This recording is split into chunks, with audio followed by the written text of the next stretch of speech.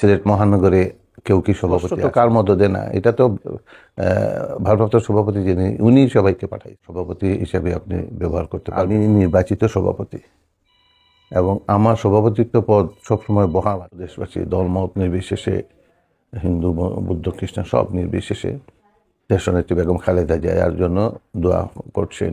গতকালকে আমি ব্যক্তিগতভাবে একটা দোয়ার আয়োজন করেছিলাম, মানে কোরআন খতম আরও দুই একটা খতম করে এতিমদের মধ্যে প্রায় 200 এতিমদের মধ্যে খাদ্য বিতরণের একটা আয়োজন করেছিলাম।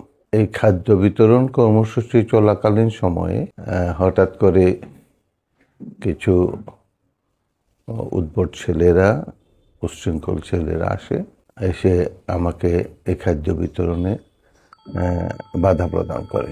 খাদ্য বিতরণে বাধা প্রদান করার কারণ জিজ্ঞেস করলে এরা বলে আমার নাম থাকতে পারবে না। আমি বললাম কেন থাকতে পারবে না? তাদের বক্তব্য হলো আপনার নাম সভাপতি হিসেবে আপনি ব্যবহার করতে পারবেন না। আমি তাদের জিজ্ঞেস করলাম তাইলে সিলেট মহানগরে কেউ কি সভাপতি আছে নাকি, বা আর কেউ সভাপতি কিনা?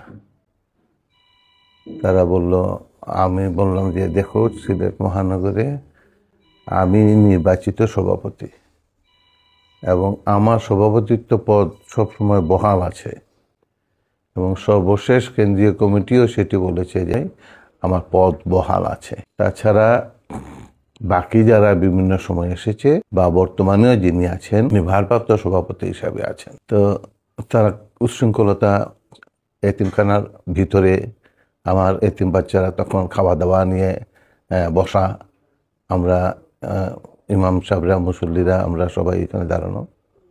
এই বিশৃঙ্খল পরিস্থিতিতে আমি বললাম তাহলে সমাধান করো আমার বাচ্চাদের। তো আমার তো মূল নিয়তি হচ্ছে আমার নেত্রীর জন্য দোয়া করা। তো তোমরা কি বিষয়টা বলো, কি আপনার নাম থাকতে পারবে না? ঠিক আছে, আমার নামটা সরায় ফেলি। তারা আমার ব্যানার টেনার সব ছিঁড়ে টেড়ে নিয়ে গেছে ইয়ে করে।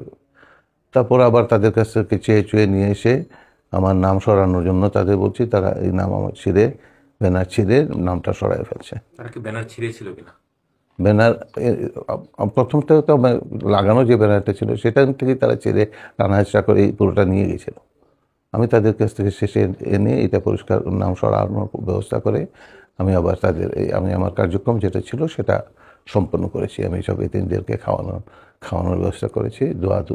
দোয়া করার কথা দোয়া করে আমার জিনিস সম্পন্ন করেছি। আমি থাকা অবস্থায় ওই উচ্ছৃঙ্খলদের যার মদতে আমি মনে করি এই ঘটনা ঘটেছে, অর্থাৎ ভারপ্রাপ্ত সভাপতি তখন উপস্থিত হয়ে নানা ধরনের লম্ফ ইত্যাদি ভাবসাব নিয়ে উনি এসে কিছুক্ষণ আমি আর দেখি নাই, পরবর্তী কি আমি শুনছি উনি ফটো টটো উঠায় ইত্যাদি করে পরে উনি চলে গেছে।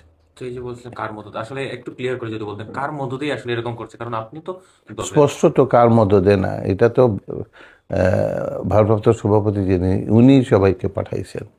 উনি পাঠাইছেন এই যে ছেলেরা এরা উনারই সব আশ্রয়ে লালিত পালিত।